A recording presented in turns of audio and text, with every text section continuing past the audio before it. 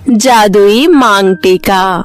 एक समय की बात है, बिलासपुर नामक गांव में प्रिया नाम की एक लड़की अपने पिता रमेश के साथ रहती थी। प्रिया की माँ यशोदा प्रिया को जन्म देते ही भगवान को प्यारी हो गई। तब से ही रमेश अपनी पत्नी की मृत्यु का कारण प्रिया को ही मानता है और तब से ही रमेश प्रिया से सीधे मुंह बात नहीं करता और उसे कभी कुछ नहीं कहता। ऐसे ही माहौल में प्रिया पल रही थी। फिर एक दिन प्रिया अपनी सहेलियों के साथ पहाड़ी के पास बैडमिंटन खेल रही थी।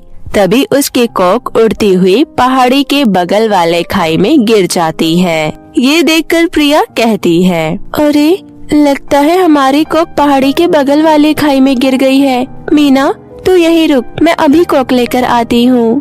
प्रिया पहाड़ी के पास कोक लेने चली जाती है। तभी अचानक प्रिया का पैर फिसल जाता है और वो खाई की तरफ गिरने लगती है। तभी वो पेड़ की एक डाली से लटक जाती है और चिल्लाती है, मीना मीना बचाओ मुझे, मैं गिर रही हूँ, मुझे बचाओ। प्रिया के चिल्लाने की आवाज सुनकर मीना दौड़कर पहाड़ी के पास पहुँचती है और प्रिया को ऐसे खाई की तरफ लटका देखकर मीना भी बहुत घबरा जाती है और वो अपनी सहेली प्रिया को बचाने के लिए उसकी तरफ अपना हाथ बढ़ाती है और बड़ी मुश्किल से प्रिया को खाई से बाहर निकालती है। प्रिया मीना का शुक्रिया अदा कर ही रही थी, तभी अचानक मीना का पैर फिसल जाता है और वो खाई में गिर पड़ती है और खाई में गिरते ही मीना की वही मृत्यु हो जाती है। जब मीना के परिवार वालों को मीना की मृत्यु के बारे में पता चलती है तो वो फूट फूट कर रोने लगते हैं और प्रिया को बहुत खरी खोटी सुनाते हैं और उसे बहुत कोसते हैं। अरे करमचली, तेरी मनहूसियत की वजह से आज मेरी बेटी मीना इस दुनिया में नहीं रही। तू तो पैदा होते ही अपनी माँ को खा गई, उससे जी नहीं भरा तो मेरी बेटी को भी खा गई।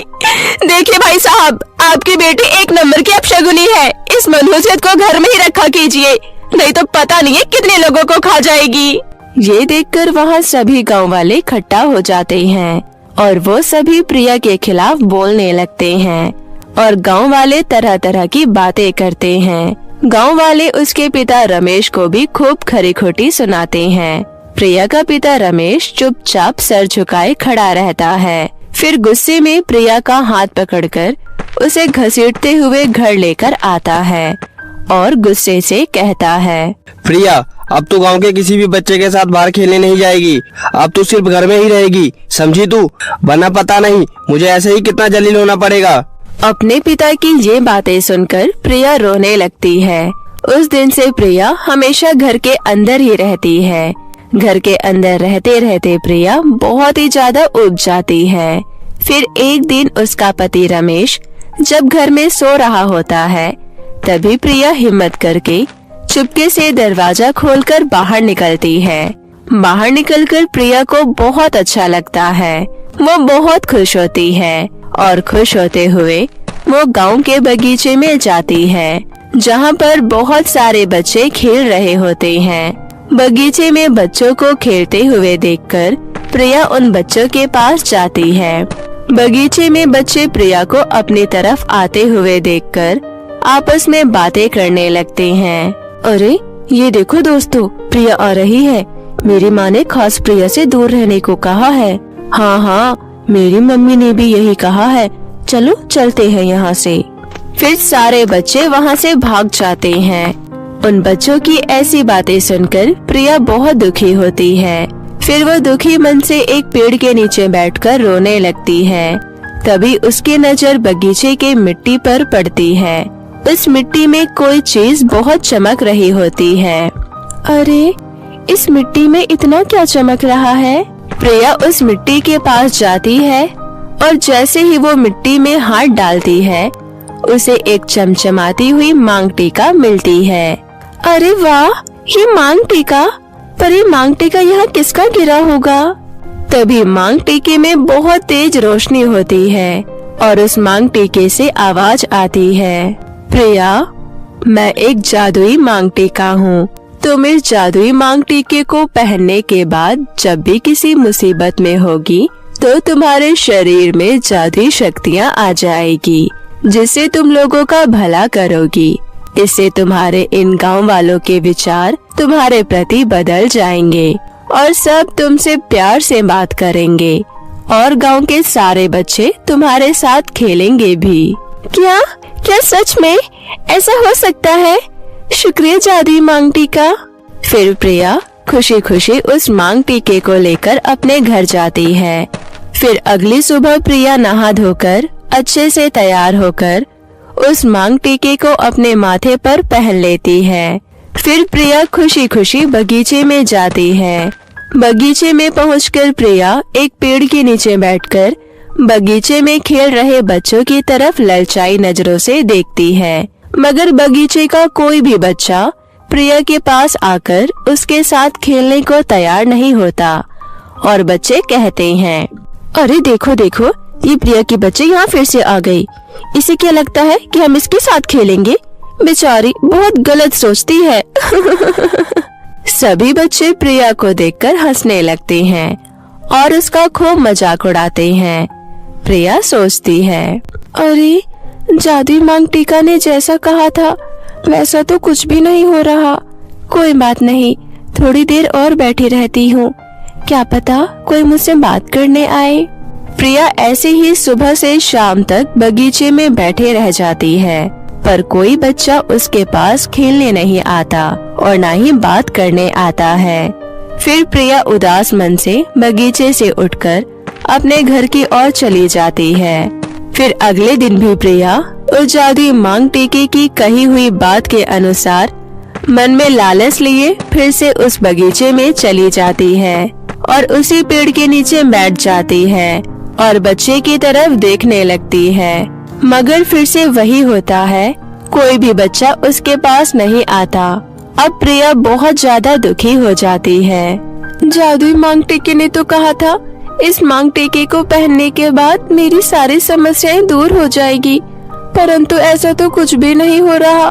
कोई भी बच्चा मेरे पास खेलने के लिए नहीं आ रहा।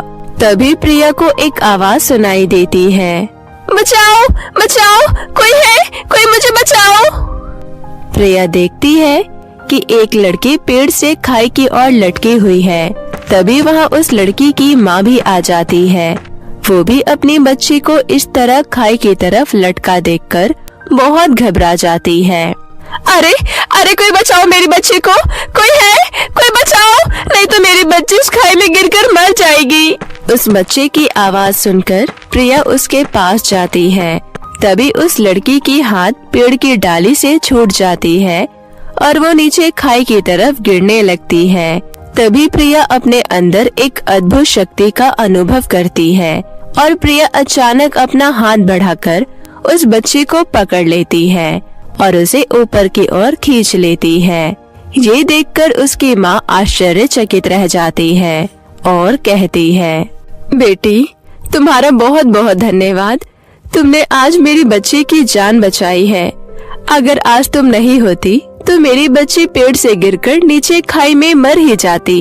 ये सब देखकर बगीचे के सारे बच्चे वहाँ आ जाते हैं और उस दिन के बाद गांव के बच्चे प्रिया को अपशब्द कहना बंद कर देते हैं, जिससे प्रिया बहुत खुश होती है। अब प्रिया खुशी खुशी बगीचे में आती और उसी पेड़ के नीचे बैठकर बच्चों को खेलते हुए देखती और शाम को अपने घर वापस चली जाती। फिर एक दिन ऐसे ही प्रिया एक दिन बगीचे में बैठी हुई बच्चों को खेलते हुए देख रही थी। तभी पहाड़ी से निकलकर एक खतरनाक सांप एक लड़की को काट लेता है और उस लड़की का पूरा शरीर नीला पड़ने लगता है और वो लड़की बेहोश होकर जमीन पर गिर पड़ती है। ये सब देखकर सारे बच्चे बहुत भयभीत हो जाते हैं।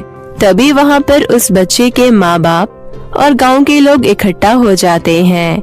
उस लड़की के माँ बाप ये सब देखकर बहुत जोर जोर से रोने लगते हैं।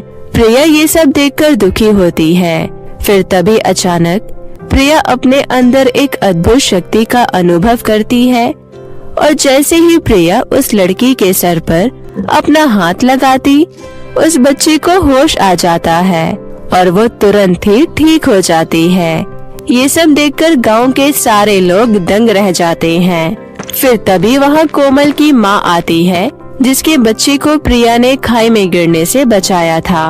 वो कहती है, जिस बच्चे को आप सब लोग अपशगुन मानते हैं, उसके हाथों से ये सब चमत्कार हो रहा है। भगवान इस बच्चे को अपशगुन के लिए नहीं, बल्कि हमारे बच्चों की रक्षा के लिए भेजा है। उस औरत की बातें सुनकर गांव के सारे लोग शर्म से सर झुका लेते हैं और प्रिया से माफी मांगते हैं।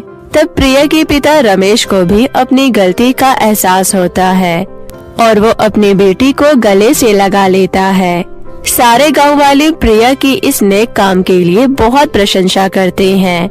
जब विमला ये सब देखती है तो वो आग बबूला हो जाती है और वो कहती है, अरे बस करो, इस लड़की की वजह से ही मेरी बेटी पहाड़ी से गिरकर मर गई थी और आप लोग इसे की प्रशंसा कर रहे हैं।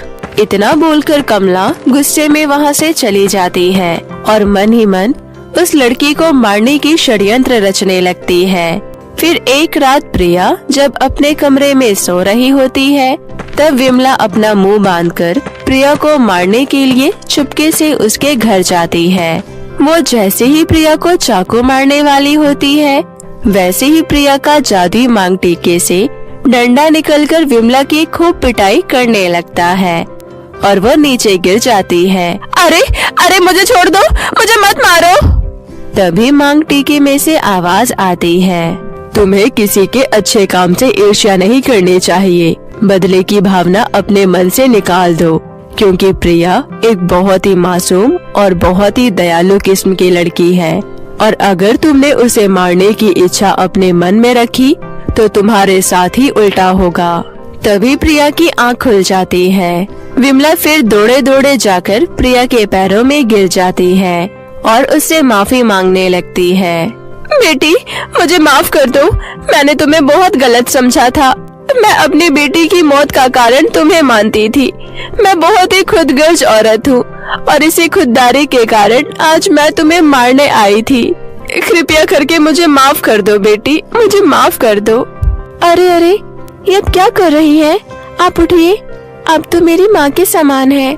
आपको मुझसे माफी मांगने की कोई जरूरत नहीं।